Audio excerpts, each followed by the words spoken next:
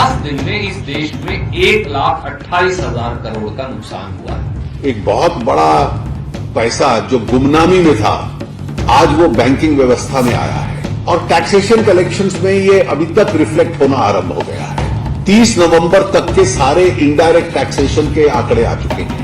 अप्रैल से नवंबर तक 26.2% की वृद्धि हुई है, जिसमें एक्साइज 43.5%, सर्विस टैक्स 25.7%, कस्टम्स 5.6%। तो नवंबर के महीने में भी पिछली नवंबर की तुलना में ये तीनों टैक्स इस बार ज्यादा इकट्ठा हुए। इनकम टैक्स के आंकड़े आए हैं, उसमें इनकम टैक्स की वृद्धि 14.4% हुई है। मनरेगा के दिन और दिहाड़ी दुगनी करो और जो संगठित क्षेत्र के मजदूर का रोजगार गया है, वो चाहे जयपुर में हो या सूरत में हो या कहीं और हो, उसको 31 मार्च 2017 तक न्यूनतम दिहाड़ी के बराबर, मिनिमम वेज के बराबर बेरोजगारी भत्ता दो। एयर ट्रैवल है, टूरिज्म है, पेट्रोलियम प्रोडक्ट्स है, कृषि क्षेत्र की सबसे बड़ी चिंता थी, वहां भी वृद्धि हो रही है। इस बार की जो रबी क्रॉप की सोइंग हुई है तो पिछले वर्ष की तुलना में 6.37% ज्यादा है, जो कि कृषि क्षेत्र के लिए एक अच्छा आंकड़ा माना जाता है। म्यूचुअल फंड्स में 11% की वृद्धि नवंबर के महीने में हुई है। लाइफ इंश्योरेंस बिजनेस तो 213% बढ़ा है नवंबर के महीने में, केवल पिछली नवंबर की तुलना में। 30 दिसंबर आ गई, मेरा पैसा, जनता का पैसा जनता को दो, जनता का पैसा उनके खाते से निकालने की इजाजत दो। आप प्रतिबंध नहीं लगा सकते और जब तक इजाजत नहीं देते, आपने 8 नवंबर से लोगों का पैसा जबरन खातों में रखा है, तब तक 18% ब्याज दो। जो आलोचक इसके कह रहे थे कि बहुत बड़ा प्रभाव अर्थव्यवस्था पे पड़ने वाला है, ऐसा हुआ नहीं। और जो हमारे दुकानदार और व्यवसायी भाई हैं छोटे, उनको 50% इनकम टैक्स और 50% सेल्स टैक्स में छूट दो और अगर प्रांतों को नुकसान हो तो केंद्र सरकार भरपाई करे। करेंसी रिप्लेसमेंट, डिमोनेटाइजेशन बहुत एडवांस स्टेज पे है। जितनी करेंसी 8 नवंबर को थी, उसका एक बहुत बड़ा भाग बाजार में रिजर्व बैंक ने दे दिया है। रिजर्व बैंक के पास अभी भी पर्याप्त करेंसी है और बहुत अधिक मात्रा में करेंसी रिसर्कुलेशन में भी आ गई है। लोगों के अंदाजे और टिप्पणियां गलत हो सकती हैं, लेकिन जो टैक्स आता है वो तो फिजिकल होता है, उसमें गलती का अनुमान होने की कोई गुंजाइश नहीं है। एक तरफ नोटबंदी से देश पर प्रहार और दूसरी तरफ भ्रष्टाचार पर प्रहार करने वाले नरेंद्र मोदी जी अब स्वयं भ्रष्टाचार के घेरे के अंदर फंसे खड़े हैं। कांग्रेस पार्टी का कितना प्रेम है भ्रष्ट लोगों के साथ और भ्रष्ट कारोबारियों के साथ कि अपने राजनीतिक दृष्टिकोण को सुधारने की बजाय अभी भी वही भाषा बोलने की कोशिश कर रहे हैं। नमस्कार, प्राइम टाइम में मैं कादम्बिनी शर्मा हूं आपके साथ। अभी जो सभी बयान आपने देखे सुने वो बताते हैं कि सरकार नोटबंदी को कितना सफल बता रही है, विपक्ष इसे क्या मान रहा है। यह भी खबर है कि प्रधानमंत्री 31 दिसंबर को राष्ट्र को संबोधित करेंगे। वित्त मंत्री तो लेखा जोखा दे चुके कि क्या क्या फायदा हुआ, लेकिन कई तकलीफें अब भी बरकरार हैं। जो ग्राउंड रिपोर्ट्स आ रही हैं वो ये बताती हैं, कतार हैं, कई जगहों पर कैश की भी कमी है, वगैरह वगैरह। तो आज हम अपने खास मेहमानों से इसके सभी पहलुओं पर, यानी नोटबंदी के 50 दिन के सभी पहलुओं पर बात करेंगे। आपको हम सबसे पहले परिचय करा देते हैं कौन है हमारे साथ। यहाँ दिल्ली स्टूडियो में हमारे साथ अरुण कुमार हैं, अर्थशास्त्री हैं, विराग गुप्ता हैं, एडवोकेट हैं, और शुभमोय भट्टाचार्य हमारे साथ दिल्ली से जुड़ रहे हैं, कंसल्टिंग एडिटर हैं इंडियन एक्सप्रेस के। सबसे पहले हम शुभमोय आपके पास ही आना चाहते हैं, और क्योंकि आप दूर भी बैठे हैं, तो एक असेसमेंट आपका पिछले 50 दिन का अगर हम देखें नोटबंदी के बाद, आपका असेसमेंट क्या है? क्या जैसा आज वित्त मंत्री बता रहे हैं कि बहुत फायदा हुआ है, क्या ये 100% आप सही बताएंगे? कादम्बिनी जी, अगर असेसमेंट की बात किया जाए तो इसमें एक चीज था कि डीमोनेटाइजेशन ब्लैक मनी के ऊपर प्रहार करने के लिए था, दूसरा था काउंटरफेट के लिए, और तीसरा जो बाद में इंक्लूड किया गया वो था डिजिटल इकोनॉमी में ट्रांसफर इकोनॉमी को मूव करने के लिए। तो हम अगर पहले दोनों चीजों को अगर देखें, ब्लैक मनी और काउंटरफेट पे तो जरूर इस तरह का मेजर का इफेक्ट होता है, ब्लैक मनी पे क्या असर होगा, वो असर हमें डेटा पॉइंट्स जैसे मिलेंगे वो हमें पता चलेगा। अभी फिलहाल आरबीआई के पास जो कैश आ रहे हैं वो दोनों तरह के कैश आ रहे हैं, जो लीगल बिजनेस से भी है और जो ब्लैक मनी से भी है। तो इसका जो लेखा जोखा होगा वो पता चलेगा। हाँ, आप ये जरूर कह सकते हैं कि इस वक्त जो जितने सारे कंट्री वाइड रेड्स हो रहे हैं इनकम टैक्स डिपार्टमेंट की तरफ से, सीबीआई की तरफ से, एनफोर्समेंट डायरेक्टोरेट की तरफ से, इससे ये जरूर पता चल रहा है कि बहुत सारे डेटा पॉइंट्स इनके सामने आ रहे हैं जो पहले पॉसिबल नहीं था। अगर हम उसको अगर देखें तो ये मानने के लिए जरूर कह सकते हैं कि ब्लैक मनी जो कैश बेस्ड है उसके बहुत सारे पहलू उजागर हो चुके हैं और वो गवर्नमेंट के सामने आ रहे हैं। डिजिटल इकोनॉमी वाला जो मामला है, जो तीसरा पहलू था इस पूरा डिमोनेटाइजेशन का, उसका जरूर इकोनॉमी से बेनिफिट होगा और उसका जो प्रोसेस है वो एक चलने वाली प्रक्रिया है। क्योंकि हमारे जरूर जैसे अभी डिजिटल इकोनॉमी के ऊपर वटेल कमेटी का रिपोर्ट आया है और उस कमेटी का रिपोर्ट कहना है कि बाय 2020 तक वो चाहते हैं कि कैश इकोनॉमी 12% से हटकर 6% पे आ जाए। तो ये दीज आर गुड आइडियाज और ये एक जिसे कहते हैं एक डिसरप्टिव चेंज इंटरेस्टिंग है कि वो कितना दूर तक इस डिजिटल इकोनॉमी को आगे बढ़ा सके। जी, कुल मिलाकर आपको लगता है कि एक पॉजिटिव स्टेप है? हालांकि आप ये भी कह रहे हैं कि अभी तक डेटा कोई भी अवेलेबल नहीं है, आंकड़े अभी तक अवेलेबल नहीं है कि पहले क्या आंकड़े अवेलेबल थे या उसके बाद चेंज जो हुआ उसमें क्या आंकड़े अवेलेबल है, दोनों में से कुछ भी नहीं है अभी।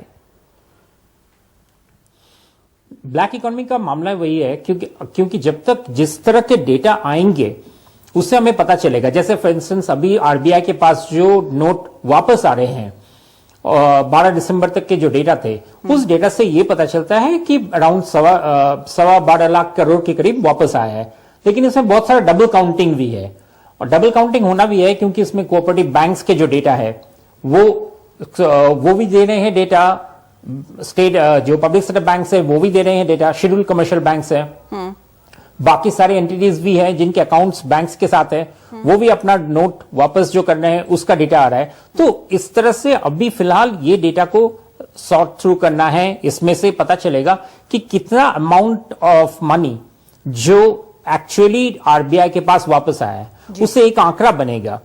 और फिलहाल इसी चलते आप देखेंगे आज का जो फाइनेंशियल स्टेबिलिटी रिपोर्ट आरबीआई ने जो रिलीज किया है, उस रिपोर्ट में भी आरबीआई ने कहा है कि इसके जो डेटा है पॉइंट्स आएंगे वो बाद में आएंगे और उसी से ही पता चलेगा कि ब्लैक मनी पे किस तरह का वार हुआ है। वार जरूर होगा, ये तो ऑब्वियस है।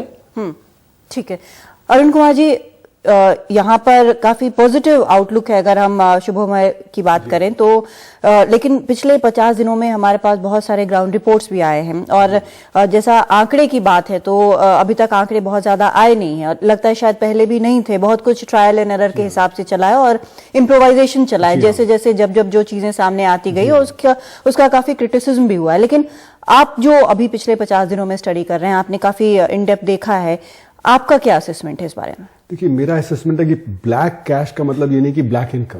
हाँ, कैश और इनकम में डिफरेंशिएट करना बहुत जरूरी है। अगर आपने ब्लैक कैश पकड़ा भी तो ये नहीं कि आमदनी जो बनाने का जरिया है उसको पकड़ लिया है। तो आमदनी बनाने का जरिया तो वैसे का वैसे ही रहा और अगर ब्लैक कैश कुछ आया भी है बैंकों में तो उसको ये दिखाना पड़ेगा कि वो आमदनी ब्लैक थी या कहां से थी या वो वर्किंग कैपिटल था, क्योंकि बहुत सारे जो ब्लैक रखते हैं उसको वर्किंग कैपिटल में दिखा सकते हैं, शेल कंपनी के प्रॉफिट वगैरह दिखा सकते हैं। तो ऐसा नहीं है कि अगर कुछ कैश पकड़ा भी गया तो उस पर टैक्स आपको ज्यादा मिलेगा। और जो टैक्स के आंकड़े भी दिए भी गए हैं आज, वो बताया गया है कि नवंबर तक इतना हुआ है, तो उसमें ज्यादा जो कंट्रीब्यूशन है वो अक्टूबर तक का होगा न कि नवंबर का होगा, क्योंकि वो तो आंकड़े हमको नवंबर में सेपरेटली देखने पड़ेंगे कि नवंबर में क्या आंकड़े आए हैं एक्साइज ड्यूटी के, कस्टम्स ड्यूटी के और इनकम टैक्स के। और मेरा मानना है कि जितना जो खबर आई है, जैसे आपने कहा कि अनऑर्गेनाइज सेक्टर पे तो बहुत बड़ा धक्का लगा है और ऑर्गेनाइज सेक्टर में भी कई सेक्टर्स हैं, ऑटोमोबाइल वगैरह हैं जहां पे कि धक्का लगा है, स्कूटर की डिमांड जो गिर गई है और जो प्लांटेशन इंडस्ट्री है, चाहे टी का है, चाहे जो केरला से रिपोर्ट आ रही है कि वहां पे जो धक्का लगा है, कंस्ट्रक्शन सेक्टर से आ रही है कि कंस्ट्रक्शन सेक्टर पे धक्का लगा है, और जो अभी इंडियन एक्सप्रेस में स्टोरी आई थी अभी 10 दिन पहले कि जो 15 दिसंबर तक जिनको कंपनियों को टैक्स देना था, 40 बड़ी बड़ी कंपनियां हैं, उन्होंने जो टैक्स देना था वो कम हो गया है। तो मेरा मानना है कि ये जो सारी जो अगर आप कुल मिला के देखें तो ये नहीं लगता है कि जो नवंबर दिसंबर में है उसमें इकोनॉमी में रफ्तार कहीं तेज हुई होगी, जो कि जो फाइनेंस मिनिस्टर है उन्होंने कोशिश की है दिखाने की कि एक्चुअली इकोनॉमी तेज हुई है।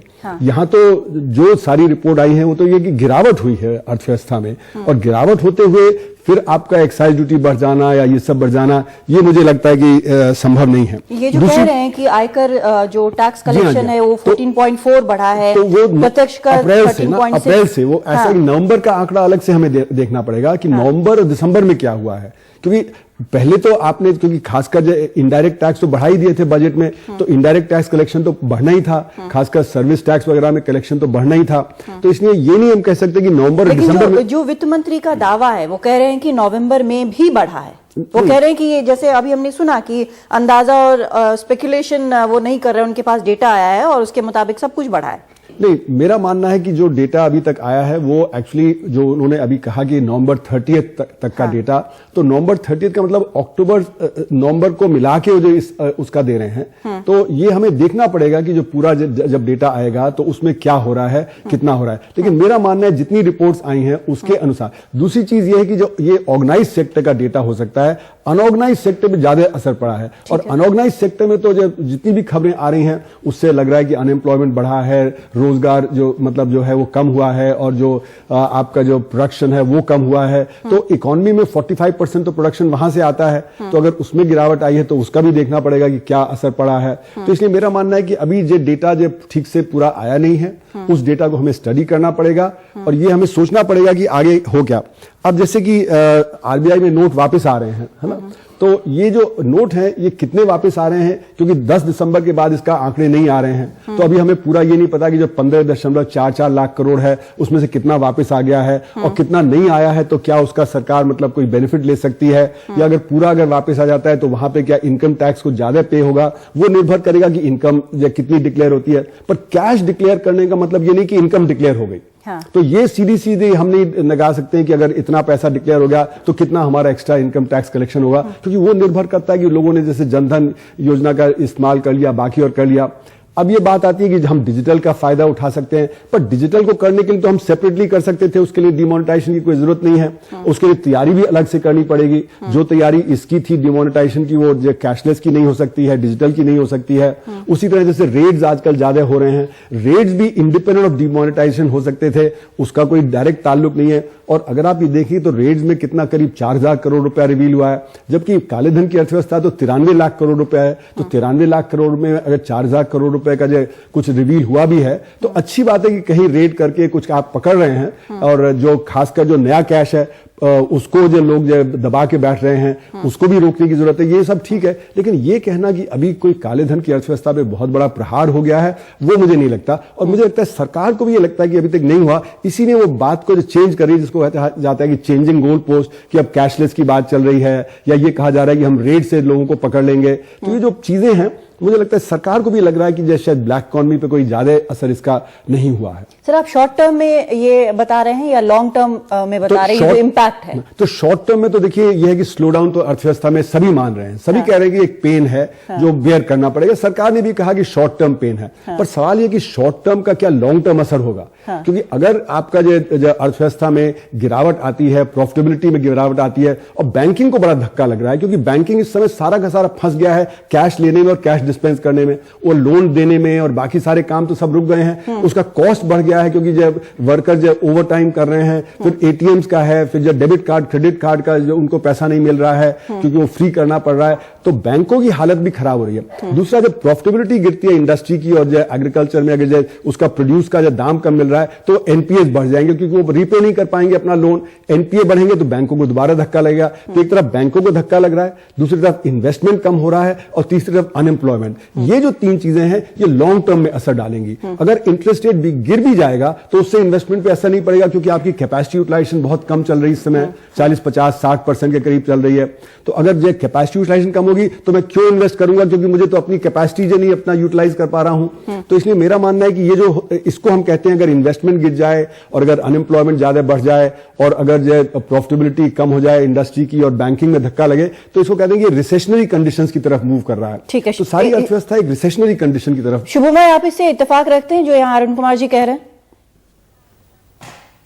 नहीं, अरुण कुमार जी कह रहे हैं कि बेसिकली अगर ये इफेक्टिव अगर नहीं है, वो ब्लैक इकोनॉमी के ऊपर ये इंपॉर्टेंट इंपैक्ट नहीं है। ठीक है, अगर हम तर्क के सिद्धांत पे वो मान ले तो फिर ये जरूर नहीं हो सकता है कि वो इतना बड़ा इफेक्ट करेगा इन्वेस्टमेंट पे और दूसरे सेक्टर्स पे।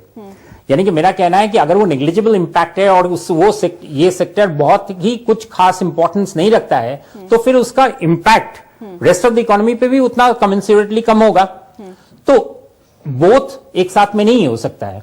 मेरे सामने अभी आरबीआई का डेटा है, ग्रोथ का, बैंक क्रेडिट का, और सच में इस साल में बैंक क्रेडिट का ग्रोथ रेट जो ग्रोथ रेट है वो आरबीआई के डेटा के हिसाब से बहुत ही कम है। इट्स जस्ट 1.2% ग्रोथ हुआ है, वेरिएशन ईयर ऑन ईयर, और ये मार्च से ही है। इट्स अ सेकुलर डिक्लाइन जो चल रहा है। इन्वेस्टमेंट इंपैक्ट, इन्वेस्टमेंट ग्रोथ, क्योंकि और मतलब एक तरफ तो बैंक का क्रेडिट शुरुआत से ही इस साल के मार्च से ही काफी लो है, उसका इफेक्ट हम देख रहे हैं कि ग्रॉस फिक्स कैपिटल फॉर्मेशन काफी कम हो रहा है। तो वो एक प्रक्रिया चल ही रहा है। डिमोनेटाइजेशन कितना उस पर इफेक्ट करता है वो आगे देखना है। ये जरूर है कि इस क्वार्टर में, और आरबीआई का भी जो डेटा आया है उसमें भी आरबीआई कहता है कि इस बार साल का जीडीपी ग्रोथ रेट उन्होंने कम आंका है, 7.6% के बदले में 7.1%। ठीक है। उसके अगेंस्ट देखना है कि डिमोनेटाइजेशन के चलते जो स्टेप्स गवर्नमेंट ले रहे हैं वो करेक्ट हुआ है या नहीं, उससे जो इंप्रूवमेंट्स जो प्लान किए जा रहे थे वो ठीक हुआ है। और इसमें सबसे बड़ा इंपॉर्टेंट चीज मैं मानता हूं कि डिमोनेटाइजेशन के साथ GST, goods and services tax का जो शेड्यूल है उसमें कोई टकरार नहीं आनी चाहिए। अभी फिलहाल जो डिस्कशन चल रहा है कुछ पॉलिटिकल माहौल में कि शायद जीएसटी का शेड्यूल वापस शायद पीछे हो जाए, वो खतरनाक चीज, वो काफी रिस्की होगा। क्योंकि जीएसटी मैं मानता हूं डिमोनेटाइजेशन से भी ज्यादा बहुत बड़ा चीज है ब्लैक इकोनॉमी को टैकल करने के लिए, इंडियन इकोनॉमी को एक नए पैराडाइम में ले जाने के लिए। ठीक है। अगर वो चीज अगर होता है तो वो इकोनॉमी के लिए डेफिनेटली एक लॉस होगा। ठीक है सर, मैं आपके पास आऊंगी इसके रिएक्शन के लिए, लेकिन विराग जी आप ये बताएं कि ये पूरा जो एक नोटबंदी का 50 दिन का हमने एक तस्वीर जो देखी है पूरी, यहाँ पे सिर्फ पैसे की बात नहीं है बल्कि ह्यूमन कॉस्ट जो है वो सीधा इससे लिंक्ड है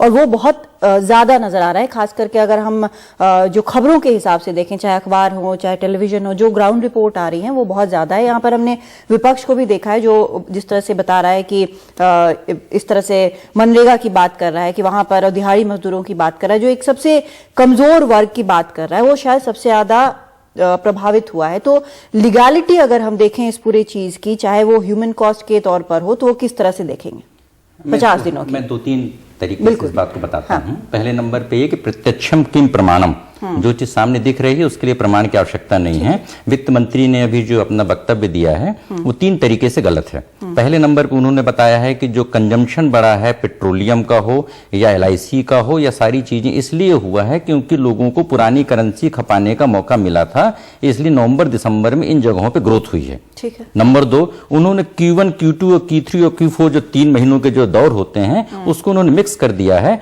तो जो डिमोनेटाइजेशन के इंपैक्ट है वो Q3 और Q4 में ज्यादा दिखेंगे। उन्होंने अप्रैल से लेकर अभी तक के डेटा को उसको मिक्स कर दिया है दूसरे नंबर पे।